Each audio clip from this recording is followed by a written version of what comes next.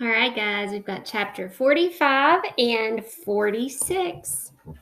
Zap, said Mr. Lemoncello, waving his arms like a magician. Zip, you are now on Kyle Keeley's team. Haley, said Charles, how can you desert me? The same way you just deserted Andrew. Do we get her library card too? Asked Kyle. Indeed you do, plus any and all information she chooses to share with you. And so, Charles, I ask you, would you like to quit your team and join Kyle's? Excuse me? You know, all for one and one for all. Sir, with all due respect, that might have worked for those Three Musketeers in a trumped-up work of fiction, but I'm sorry, that is not how things work in the real world. Out here, it's every man for himself. What good is a prize if everyone wins it? I see.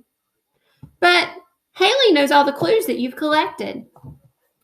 True, sir, but I doubt she realizes what any of them mean. Kyle could see Mr. Lemoncello's nose twitch when Charles said that, and it wasn't a happy bunny kind of twitch either. It was a joke, sir. Charles must have seen the nose twitch, too. Oh, I see. Like the one about the boy named Charles. Hilarious. Remind me to tell it to you sometime. Anyway, be that as it may, I insist that you be given a few extra clues to compensate for the fact that all your teammates are either being kicked out of the game or abandoning your ship. Mr. Lemoncello reached under the desk and pulled out a white envelope. This, Charles, is for your eyes only. Charles stepped forward and took the envelope. Thank you, sir. That is very generous. I know. You may also ask me one question, but please don't waste your question asking me where is the alternate exit, because I do not know. You don't know? Kyle said it before Charles could. Haven't a clue. This entire game was designed by my head librarian, Dr. Yanina Zinchenko, as my birthday present. But, said Akemi, you could just ask Dr. Zinchenko how to get out, right? Akemi Hughes, are you one of those people who read the last chapter of a book first to see how it ends? No, but good. It's much more fun when the ending is a surprise. Dr. Zinchenko is the only one who knows how and where to exit this building without setting off all sorts of fire alarms. Any clues I personally delivered during the course of this game were completely scripted for me by Dr. Z. Okay, said Charles. Here's my question. Mr. Lemoncello raised a hand.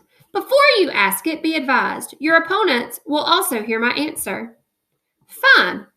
Why is the book on the bedside table in your private suite from the mixed-up files of Mrs. Basil E. Frankweiler by E.L. Cloningsberg? Because when I was your age, Mrs. Tobin, my librarian, gave it to me. Miguel raised his hand. Yes, Miguel? Can we have one bonus question, too? He asked politely. No, said Mr. Lemoncello. However, I will give you one bonus answer, which Charles, of course, will also hear. Your bonus answer is lodgepole, loblolly, and Rocky Mountain White. What are 3 different types of pine trees? Said Charles, just to show off, and let Kyle's team know that their bonus answer didn't give them any kind of advantage. I am told that is correct, said Mr. Lemoncello, touching his ear. He reached under the desk again, and this time pulled out a 3-foot-tall hourglass, a giant version of the red plastic timers that came as standard equipment in a lot of his games. He turned it over. It's the jumbo 3-hour size, he said, as the sand started trickling down, because it is now 9 o'clock, and you have only 3 more hours to find your way out of the library. Good luck, and may the best team, or in Charles's case, the best solo effort, win. Let's see what kind of real bonus clues Mr. Lemoncello is serving up today, Charles said to his empty conference room. He didn't mind flying solo. It meant he wouldn't have to share his prize when he won it all. Winner won all, losers lost all. That's just the way the world rolled. And Charles knew he would win. After all, he was a Chiltington. They never lost. Even if he wasted his question about the mixed up files book, it turned out that Mr. Lemoncello was just a sentimental sap like Kyle Keeley. The book was there because his beloved librarian gave it to the old fool when he was the same age as all the library lock-in contestants. Boo-hoo, big whoop. And what was all that nonsense about pine trees? Preposterous. Unclasping the sealed envelope, Charles found 2 silhouette cards. Each of them were numbered, in case Charles couldn't figure out which books they would have been hidden in. Number 8. Babied? Charles wondered. No, crawled. He examined the second free card. 3 dinners, 3 couples, a restaurant? This one was difficult. Charles decided to put the new pieces of information into the puzzle to see if their meanings would become clearer. Charles was missing only one clue, but he had everything else. You can't walk out the way blank crawled in past restaurant. Nope, that didn't make any sense.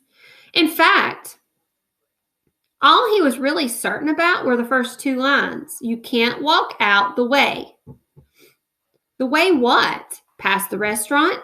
The Book Nook Cafe? And what about the image of the football player? It came from Johnny Unitas's book.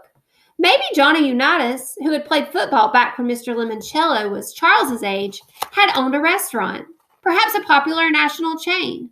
If so, there might have been one in Alexandriaville, maybe right here in the old Gold Leaf Bank building. Could the last bit be in Johnny Unitas's restaurant? Or what if Andrew Peckelman had been right all along, and it was the 19 that was the clue from the football player card? That would make the final line in 19 what? Dinners? Couples? No. Anniversaries? The 3 couples in the bonus clue were obviously celebrating their anniversaries. 19 anniversaries. Was today the 19th anniversary of some major event in Alexandriaville? Charles shook his head. He knew the phrase would make sense only after he had completed the 3rd line. The only one that still had a blank in it. Blank crawled in. What if the missing image is an eyeball? Then the 3rd line could be I crawled in. Hang on, Charles thought. The one book in the staff's display case that nobody had found yet was True Crime Ohio. The Buckeye State's most notorious brigands, burglars, and bandits by Claire Taylor Winters. The last image was going to be a criminal of some sort. That one single missing book might tell Charles who had crawled into the bank, and more importantly, where they had crawled in. Was this the 19th anniversary of a famous bank robbery? Charles realized he needed help. It was time to use his Ask an Expert. That made him laugh, because Charles knew the top library expert in all of America, maybe the world. Someone much more important than Dr. Yanina Zinchenko. Kyle Keeley and the rest of that bunch didn't stand a chance.